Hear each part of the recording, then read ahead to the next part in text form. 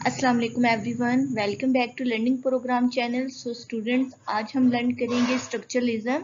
Structuralism is important school of thought for the history of the psychology. जो इनके founder थे structuralism के, Edward Titchener is the founder of the structuralism. So students जो first semester के हैं वो आप सिर्फ इसके फाउंडर एंड स्ट्रक्चरलिज्म को अंडरस्टैंड करें, और जो सेकेंड सेमेस्टर के हिस्ट्री के स्टूडेंट्स हैं वो इस वीडियो को लास्ट टाइम तक देखें। नेक्स्ट आता है स्ट्रक्चरलिज्म। ये स्ट्रक्चरलिज्म की डेफिनेशन है जो कि फर्स्ट सेमेस्टर के स्टूडेंट्स के लिए इनफ है। सो स्टूडेंट, स्ट्रक्चरलिज्म बेस करता है साइकोलॉजी के उस टास्क को जो कॉन्शियसनेस पे एनालाइज करे, और उसके जो कॉन्शियसनेस है उसके बेसिक एलिमेंट्स के बाद उसे इन्वेस्टिगेट करे कि उसके एलिमेंट्स कैसे उसके साथ रिलेट करते हैं। अगर स्ट्रक्चरलिज्म की हम बात करें तो ये टोटली कॉन्शियस पे डिपेंड करता है। Conscious is the present state of mind, वो लेवल जिस पे आप शऊर में होते हैं, जो चीज़ आपके माइंड में उस वक्त में प्रेजेंट होती है, that is called the consciousness. तो स्ट्रक्चरलिज्म वाले कहते हैं कि हम कॉन्शियसनेस पे काम करते हैं, उसको एनालाइज करते हैं, उसके बेसिक एलिमेंट्स देखते हैं, जो कॉन्शियस चीज़ को हम समझ रहे हैं उसके बेसिक एलिमेंट्स को इन्वेस्टिगेट करते हैं, और उसके बाद उस एलिमेंट्स को आपस में रिलेट करके देखते हैं कि ये चीज़ें कैसे एनालाइज हुई, या कि ये चीज़ें कैसे, इसके बेसिक एलिमेंट्स क्या हैं। स्टूडेंट्स, एडवर्ड टीचर का याद रखना है कि इसका स्ट्रक्चरलिज्म का स्कूल ऑफ थॉट जो है उसका एडवर्ड टीचर फाउंडर है। फर्स्ट सेमेस्टर के स्टूडेंट्स अगर वीडियो आगे भी देखना चाहते हैं तो एज यू विश, बट उनके लिए इतनी इनफ है। ज़्यादा से ज़्यादा वो इंट्रोस्पेक्शन का कॉन्सेप्ट ले लें कि इसमें से स्ट्रक्चरलिज्म में इंट्रोस्पेक्शन का क्या कॉन्सेप्ट है। बाकी जो सेकंड सेमेस्टर के history of the system psychology के जो स्टूडेंट्स हैं वो इस लेक्चर को फुली अंडरस्टैंड कर आ जाता है। एडवर्ड टीचर की स्टूडेंट्स पर्सनल लाइफ बहुत इंपॉर्टेंट है, because it is the important school of thought and it is the new development of the technology. Science की तरफ टेक्नोलॉजी हो रही थी। ये वो पर्सन था एडवर्ड टीचर जिसे एक्सपेरिमेंटल साइकोलॉजी का इसे बहुत ज़्यादा काम इसने एक्सपेरिमेंटल साइकोलॉजी की फील्ड में किया था। इससे पहले वॉलंटिज्म के जो हमारे पास फाउंडर थे विलियम वॉन्ट, उन्हें father of the experimental psychology, वहाँ से एक्सपेरिमेंटल साइकोलॉजी की जो है कि एक रो चल गया था, कि वहाँ से एक काम शुरू हो गया था, उसके बाद उस काम को एडवर्ड टीचर ने संभाला। इनकी अगर पर्सनल लाइफ का हम देखते हैं, आप अपनी बुक से रीड आउट ज़रूर करिएगा। वैसे मैं आप लोगों को बता देती हूँ इनकी पर्सनल लाइफ। 11 जनवरी में ये बोर्न हुए थे इंग्लैंड के अंदर। इनका फुल नेम एडवर्ड बॉडफोर्ड टीचर था। 1867 में इनकी बर्थ हुई थी, 1927 में इनकी डेथ हुई थी। इन्होंने अपनी जो सेकेंडरी स्कूल जहाँ से स्टडी की थी, मेलविन कॉलेज से इन्होंने अपनी सेकेंडरी स्कूल से स्टडी स्टार्ट की। उसके बाद ये ऑक्सफोर्ड चले गए। Oxford is the university of the England. 1885 से 1890 तक ये ऑक्सफोर्ड में रहे। इनकी जो एकेडमिकल रिकॉर्ड अगर हम देखते हैं तो वो आउटस्टैंडिंग था, बहुत इंटेलिजेंट पर्सन थे। ऑक्सफोर्ड के अंदर के बाद उसके बाद इनका उसी यूनिवर्सिटी में इनका इंटरेस्ट डेवलप हो गया एक्सपेरिमेंटल साइकोलॉजी, बिकॉज मैंने आप लोगों को बताया उस टाइम जो है राइज अप हो रहा था एक्सपेरिमेंटल साइकोलॉजी, एक न्यू ब्रांच राइज हुई थी, उस पर बहुत, उस फील्ड पे बहुत ज़्यादा लोग काम कर रहे थे। तो इनका भी इंटरेस्ट डेवलप हुआ एक्सपेरिमेंटल साइकोलॉजी में, और इन्होंने Wundt's principle of physiological psychology, William Wundt ने जो अपनी बुक लिखी थी प्रिंसिपल ऑफ फिजियोलॉजिकल साइकोलॉजी पे, उस पे 3rd एडिशन दिया। मतलब उस बुक में चेंजिंग ला के 3रा एडिशन उन्होंने दिया। उसके बाद टीचर जो सा था लिप्सिंग में चला गया, वहाँ पे उसने 2 साल जो सा है उसने वॉन्ड के साथ स्पेंड किए। जब पहला साल था लिप्सिंग में तो टीचर की फ्रेंडशिप हो गई फ्रैंक एंगली के साथ, वो इनका फ्रेंडशिप हो गई, इनकी फेलो था। इसका इम्पोर्टेंट रोल है उसका यूनाइटेड स्टेट के टीचर का, कि उसने क्या क्या चेंजिंग की। आफ्टर कंप्लीट स्टडी के बाद वॉन्ड जो सा था और जो एंगल चला गया था कॉर्नर के यूनिवर्सिटी में, और वहाँ न्यूयॉर्क में इसने एक साइकोलॉजिकल लेबॉर्ट्री इस्टेब्लिश की। 1 साल के बाद बाद जो एंगल की डिसाइड करने के बाद जो है टीचर ने, जब टीचर जॉब करनी स्टार्ट कर दी थी, तो ऑफर आई टीचर को कि एंगल की जगह आपको रिप्लेस किया जाता है। तो इन्होंने वो ऑफर को एक्सेप्ट किया और उस टाइम वहाँ पे जो है जर्मनी में कोई लेबॉर्ट्री नहीं थी, इन्होंने वहाँ पे जाके वो ऑफर एक्सेप्ट की और वहाँ पे काम स्टार्ट किया। 25 साल की उम्र में जो है इन्होंने अपना तकरीबन अपनी तमाम जिंदगी का जो नॉलेज था वो ले लिया था, मतलब अपनी स्टडी कंप्लीट कर ली थी। काफ़ी अर्से ये यूएसए में रहे, लेकिन यूएस में सिटीजन नहीं बन सके because he is not the married of the USA girl. He determined work the research project, इसने रिसर्च प्रोजेक्ट पे बहुत काम किया, साइकोलॉजी के एक्सपेरिमेंटल फील्ड पे बहुत वर्कआउट किया इन्होंने। साइंस को इसने कहा कि ये प्योर साइंस है, साइकोलॉजी का नाम दिया कि ये ब्रांच ऑफ साइकोलॉजी है। उसके अलावा इनकी अगर पर्सनल लाइफ को देखते हैं, ये एपीए के मेंबर भी रहे। APA is called the American Psychological Association, that is called the a big world of organization. ये वो ऑर्गेनाइजेशन थी अमेरिका की जिसने बहुत धूम मचा दी थी एक दफ़ा आने के बाद। ये वो ऑर्गेनाइजेशन थी, इसे पूरी वर्ल्ड ने एक्सेप्ट किया था एपीए रोल, जो कि आज भी हम अपने रिसर्च वर्क में एपीए रोल ही फॉलो करते हैं। तो ये उनके भी मेंबर रहे और वहाँ ऑर्गेनाइजेशन में भी इन्होंने काम किया। He was the upset because the APA जो सा है वो फर्स्ट मेंबर वो थे जो कि बिलीव करते थे, ये वो मेंबर थे एपीए के रूल में, इन्होंने प्लेजरिज्म पे बहुत काम किया था।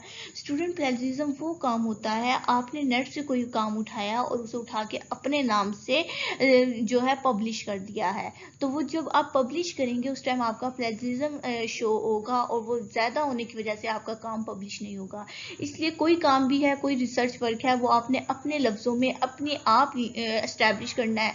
नॉलेज आपने अपने पास्ट एक्सपीरियंसेस का रखना है, आपने अपनी थेरीज पास्ट एक्सपीरियंसेस की डालनी है, बट उस पर डाटा एनालिसिस अपना डाल के अपनी न्यू हाइपोथेसिस क्रिएट करके, न्यू ऑब्जेक्ट्स क्रिएट करके आपने उस काम को स्टैब्लिश करके पब्लिश करना होता है। डेट इज करता आपकी प्लेजरिज्म रिपोर्ट कम आती है, तो वो होता है कि आपका अपना वर्क है।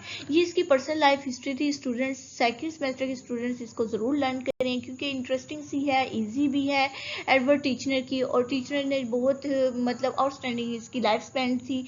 ये इसकी लाइफ हिस्ट्री का थोड़ा सा रिव्यू है। उसके अलावा अगर देखते हैं, टीचर ने पैराडॉक्सिमल रिलेशनशिप रखा था फीमेल साइकोलॉजिस्ट, मतलब ये साइकोलॉजिस्ट जो फीमेल्स की थी उसको पसंद नहीं करता था, तजाद था इसके, एक राय थी कि ये नहीं होनी चाहिए, साइकोलॉजी जो सी है वो मेल्स की फील्ड होनी चाहिए। नेक्स्ट इंपॉर्टेंट चीज़ें आ जाती हैं इसकी साइकोलॉजिकल गोल। एग्री करता था वॉन्ट के पॉइंट ऑफ व्यू को, बिकॉज वॉन्ट जो is the founder of the experimental psychology. So students, ये भी इंटरेस्ट था इसका एक्सपेरिमेंटल साइकोलॉजी पे, तो विलियम वॉन्ट को तो एग्री लाजमी करना पड़ेगा क्योंकि वो फाउंडर थे और उन्हें एक्सेप्ट करने के बाद ये इम्प्रेस हुए होंगे और उन्होंने एक्सपेरिमेंटल साइकोलॉजी पे काम किया। बट देखें, इन्होंने उनके फाउंडर से भी अच्छी चीज़ें हमें दी। इसने कहा कॉन्शियसनेस क्या होता है। कॉन्शियसनेस, उसने कहा हमारे जितने मेंटल एक्सपीरियंसेस होते हैं उसका टोटल होता है। उस हमारे माइंड में जब भी हम कोई काम करते हैं उसके लिहाज से हमारे मूवमेंट्स आ जाते हैं, उस एक्सपीरियंस एक्यूमुलेट हो जाती है, जितनी भी लाइफ टाइम में आपने एक्सपीरियंस किए होते हैं, ये होती है आपकी साइकोलॉजी का गोल, ये आपका कॉन्शियसनेस है। उसने कहा आपकी साइकोलॉजी का गोल डिटरमाइन करते हैं व्हाट, हाउ एंड व्हाई। आपकी ज़िंदगी में 3 सवाल होते हैं हर काम को लेके, व्हाट क्या, हाउ कैसे, एंड वाई क्यों। 3 चीज़ों का जब जवाब मिलता है आप चीज़ को अंडरस्टैंड कर लेते हैं। उसने कहा किसी भी चीज़ को साइकोलॉजी में अंडरस्टैंड करने के लिए 3 चीज़ों की ज़रूरत होती है। The how was to be the answer of the question. How से आपको क्वेश्चन का आंसर मिल जाता है, हाउ से आपको डिफरेंट कंबाइंड एलिमेंट्स मिल जाते हैं, वाई से आपको कोई ना कोई न्यूरोलॉजिकल कोरिलेट मेंटल इवेंट मिल जाता है। वाई, क्यों, आपको फिर याद दिलवाया जाता है वो इवेंट इस टाइम हुआ था, ऐसे हुआ था, उस टाइम ये सिचुएशन थी, उससे आपको कोई ना कोई इवेंट याद आ जाता है। ये होते हैं आपके साइकोलॉजिकल गोल। इसने कहा था हमें ऑब्जर्वेबल कॉन्शियस इवेंट, हमें कॉन्शियस इवेंट पे फोकस करना चाहिए। टीचर ने इंट्रोस्पेक्शन का मेथड यूज किया, इंट्रोस्पेक्शन की एज यू विश, उसी तरह आपकी जैसा पहले आपने देखी या वॉलंटिज्म में इंट्रोस्पेक्शन की डेफिनेशन उसी तरह है। आपने किसी चीज को इन डीप अंडरस्टैंड करना होता है। उसके बाद उसने कहा कोई भी ऑब्जेक्ट एक्सपीरियंसेस हैं वो रिफ्लेक्ट कर रहे होते हैं, उसको डिटेक्ट करने के लिए वो प्रेजेंट है या एब्सेंस है, उस सेंसेशन को डिटेक्ट करने के लिए हम मेंटल प्रोसेस से एक चीज को गुजारते हैं, that is called the introspection. In simple words में आप इसे कह दें कि इन डीप इन्वेस्टिगेशन, कि आपने किसी चीज को बहुत ही डीप होके समझना है, उसकी अंडरस्टैंडिंग करनी है। इन्होंने एक नई चीज बताई, इन्होंने बताया स्टिमुलस एरर। स्टिमुलस एरर अगर आपको मैं सिंपली बताती हूँ, आपका वो एरर, वो कहता है जब हम कोई चीज देखते हैं तो हमें उसकी क्वालिटी बतानी चाहिए, ना कि हम उसका नाम बताएं। सिंपली अक्सर टीचर जब लेक्चर दे रही होती है वो कोई वर्ड बोलती है तो स्टूडेंट्स उसकी ट्रांसलेट करके उर्दू में वर्ड बोलते हैं, मैडम इसका ये मतलब है, that is a wrong, that is a error.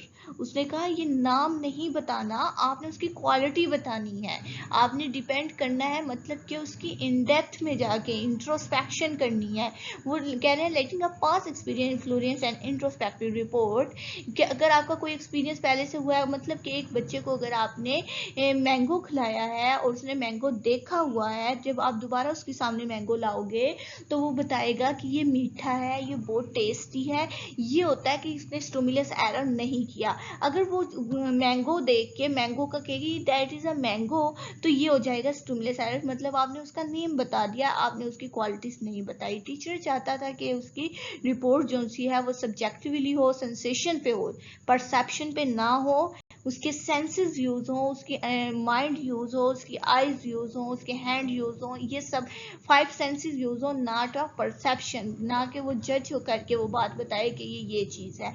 ठीक है, टीचर के बारे में कहा जाता है introspection through the glass of the meaning, किसी चीज को शफाफ होकर सोचना, किसी चीज को शफाफ होकर उसके मीनिंग्स को देना, that is called the teacher introspection.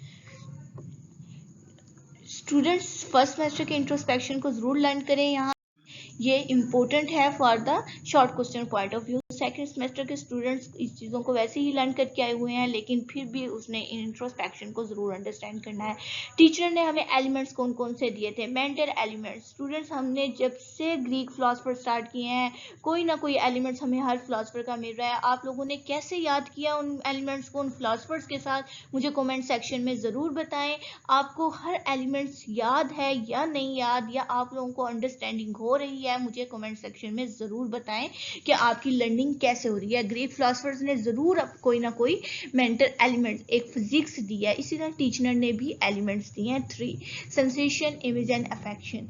Sensation वो कहता है हम वो एलिमेंट है जिसपे हम कोई चीज को परसेप्शन करते हैं, परसीव कर रहे होते हैं। परसीव करने के लिए हमें कोई ना कोई सेंसिस ऑर्गन की जरूरत होती है, उसने कहा इसलिए सेंसेशन परसीव करता है। इमेज क्या होता है, किसी चीज को देखने के बाद आपके माइंड में उसकी तस्वीर रह जाती है, आपकी आंखों के सामने उसकी तस्वीर रह जाती है, that is the image. Affections क्या होते हैं, आपके इमोशंस होते हैं स्टूडेंट्स, आपकी जितनी फीलिंग्स होती हैं वो दैट इज द अफेक्शन होती हैं। इसने कहा कि हम सिर्फ जो है ना एट्रीब्यूट्स सिर्फ इन चीज़ों पे डिपेंड नहीं कर सकते, हमें एट्रीब्यूट्स का जानना भी बहुत ज़रूरी है। एट्रीब्यूट्स क्या होता है, किसी चीज़ की इंटेंसिटी को मालूम करना, किसी चीज़ की क्वालिटी को मालूम करना, उसकी ड्यूरेशन को। जैसे अगर आप कहते हैं कि ये बॉय बहुत अच्छा है, आप उसकी क्वालिटीज बताएं क्यों अच्छा है, that is called the attributes. According to Titchener feeling उस वक्त हमें, जैसे कि हमने देखा था विलियम वॉन्ट ने हमें 3 जो से है ना फीलिंग्स के डायमेंशंस दी थी, इसी तरह ये भी एग्री करते हैं, ये भी कहते हैं फीलिंग जो है प्लेयर या अनप्लेयर से आती है। स्टूडेंट ऐसे नहीं होता कि लाइफ में हमेशा ही प्लेयर्स हो, समटाइम अनप्लेयर्स भी होती हैं और समटाइम प्लेयर्स होते हैं। तो इसने भी हमें फीलिंग्स पे यही डिटरमाइन किया है, यही क्लासिफिकेशन की अनप्लेयर की। लॉ ऑफ कॉम्बिनेशन अगर हम देखते हैं, इसने डिटरमाइन किया था कि हमारा मेंटल प्रोसेस जो से है वो सिंपल एंड कॉम्प्लेक्स चीज़ों से मिल के हमारे मेंटल प्रोसेस बनता है। इसने कंबाइंड का वर्ड दिया था। कंबाइंड कैसे कि मतलब आप एक इवेंट आपके साथ होता है, आपके माइंड में वो इवेंट याद रहता है, दोबारा होता है, आपके माइंड में वो कंबाइन हो जाती हैं दो चीज़ें और आपके माइंड में एक चेन बन जाती है उस याद की और वो फिर एक mental process, complex mental process बन जाता है। फॉर एग्जाम्पल क्या है, आप कोई एक बात सोच लें, आप सोचें कि आपके जो सा है BS के ग्रेड्स आएंगे या GPA जो सी आएगी वो इतनी होगी। अब आपकी पोजीशन आ गई है, फॉर एग्जांपल आप क्या सोचेंगे, जैसे आपको पता चलेगा आपकी पोजीशन आ गई है क्लास में, आपके माइंड में एक चेन बननी शुरू हो जाएगी। सुबह जाऊंगी तो टीचर्स पूछेंगे, सुबह जाऊंगी तो स्टूडेंट्स मुझसे पूछेंगे आपकी कितनी GPA है, सुबह जाऊंगी तो मुझसे जो से है मेरी क्लास की गर्ल्स जो सी हैं वो अप्रिशिएट करेंगी, वो मेरे लिए क्लैपिंग करेंगी या वो खुश होंगी या वो जो से है मेरे से जेलस होंगी। आपके डिफरेंट टाइप के क्वेश्चन अराइज होंगे माइंड में। That is the complex mental process. ये होता है लॉ ऑफ कॉम्बिनेशन, मतलब कंबाइन हो जाती है एक बात को लेके, आप इतना ज्यादा थॉट करते हैं कि आपके माइंड में वो चीजें एक चेन बना लेती है और वो कंबाइन होते होते कॉम्प्लेक्स प्रोसेस बन जाता है। ये था इसका concept of law of combination. इसने रिजेक्ट किया था वांटेड की, देखें क्या चीज रिजेक्ट किया इसने, एप्लीकेशन या और क्रिएटिव सेंसेस। इसने सिर्फ उसकी जो सी है फीलिंग सेंसेशन पे ले लिया और जो बाकी दो एलिमेंट्स थे उसको रिजेक्ट कर दिया। वो हर पर्सन के पास एक अथॉरिटी होती है कि वो अपने से आने वाले फिलोसफर की किसी बात को रिजेक्ट करें। स्टूडेंट्स आप भी अपना बताया करें आपको कौन से फिलोसफर की कौन सी बात अच्छी लगी। आप लोगों ने ज़रूर बताना है कि लॉ ऑफ कॉम्बिनेशन आपको कैसा लगा। क्या वाकई ही कोई एक बात लेके आपके माइंड में चेन बन जाती है? क्या वाकई ही सिंपल चीज़ें आपके माइंड में कॉम्प्लेक्स बन जाती हैं? क्या वाकई ही आपका मेंटल प्रोसेस इतना कॉम्प्लेक्स हो जाता है कि एक चीज़ को लेके आप उसके बारे में 10 से 15 बातें खुद से सोच लेते हैं और हो सकता है उसमें से कुछ आपकी अगली लाइफ में हो और कुछ ना हो, लेकिन आपका माइंड एक चेन बना लेता है? अगर ऐसा है तो यस का आंसर दें मुझे कमेंट में। So student you must be contact theory of meaning बहुत इंपॉर्टेंट थ्योरी है स्टूडेंट्स। ये इसको आपने जरूर शॉर्ट क्वेश्चन के पॉइंट ऑफ व्यू से याद रखना है। वो कहता है सेंसेशन जो से आपको मीनिंग भी देता है, इमेज भी देता है, और टीचर ने कहा और वो जो मीनिंग और इमेज होते हैं वो आपको डिटरमाइन करते हैं कि आपकी लॉ ऑफ कॉन्टिग्यूटी की। स्टूडेंट इसको सिंपल वर्ड्स में मैं आपको बताती हूँ। टीचर कहता है जब आपके साथ कोई इवेंट होता है वो इवेंट सिर्फ याद नहीं रहता, आपके साथ उस टाइम पे जो कुछ साथ साथ वाकयात हो रहे होते हैं, जो इर्द गिर्द का इन्वॉल्वमेंट होता है, आपको वो भी याद आ जाता है। मतलब जगह को देख के आपको वो इवेंट याद आ जाता है या इवेंट को देख के आपको वो जगह याद आ जाती है। कैसे होता है इसकी एग्जांपल अब आपको एवरीडे लाइफ में देती हूँ। आप अपने फ्रेंड्स के साथ जो है बहुत ही अच्छे मौसम में समोसे खा रही हैं और साथ साथ कोई सॉन्ग सुन रही हैं। अब आपकी लाइफ के 5 ईयर्स स्पेंड हो गए हैं। 5 साल बाद आप किसी ट्रेन में जा रही हैं या किसी जगह पे आप सफ़र कर रही हैं और वही सॉन्ग वहाँ पे प्ले हो जाता है। उस सॉन्ग के प्ले होने से आप ज़रूर माइंड में आपके क्वेश्चन आएगा, ये उस टाइम पे हमने सॉन्ग सुना था जिस टाइम ये मौसम बहुत अच्छा था, हमने समोसे खाए थे या बिरयानी खाई थी या दैट इज़ वाई जो भी आपने खाया है, तो आप उस चीज़ को इवेंट को याद करोगे। That is called the contact theory of meaning. मतलब जगह देख के या इवेंट के लिहाज से आपको वो चीज़ इवेंट को देख के प्लेस याद आ जाए या प्लेस को देख के इवेंट याद आ जाए। That is called the contact theory of the meaning. So students इसके बाद आप इसने जो सा है कॉन्टेक्ट थ्योरी के बाद डिक्लाइन होना शुरू हो गया था।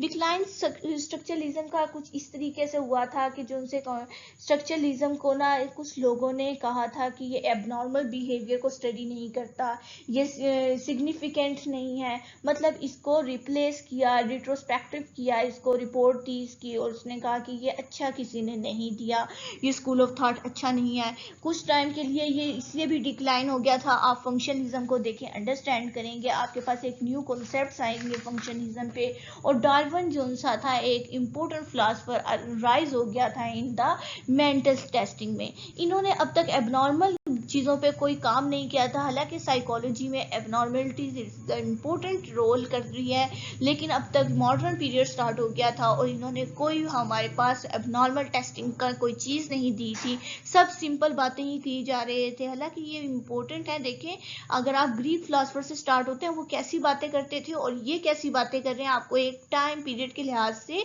ज़रूर ग्रो अप नज़र आएगा। लेकिन अभी इसको डिक्लाइन करने का मकसद यही था कि यहाँ पे कोई साइकोलॉजी की या एबनॉर्मल टेस्टिंग नहीं आ रही थी, इसलिए ये कुछ टाइम के लिए डिक्लाइन हो गया था। फंक्शनलिज्म करके हमें डार्विन की थ्योरी देख के हमें पता चल जाएगा कि डिक्लाइन होने की इसकी रीज़न क्या थी। सो स्टूडेंट्स, अगर आपको ये लेक्चर पसंद आए तो इसे लाइक एंड शेयर ज़रूर करें, और अगर आप इस चैनल पे न्यू हैं तो सब्सक्राइब करें ताकि new school of thought hub learn कर सकें इजीली। सो स्टूडेंट, अल्लाह हाफिज़।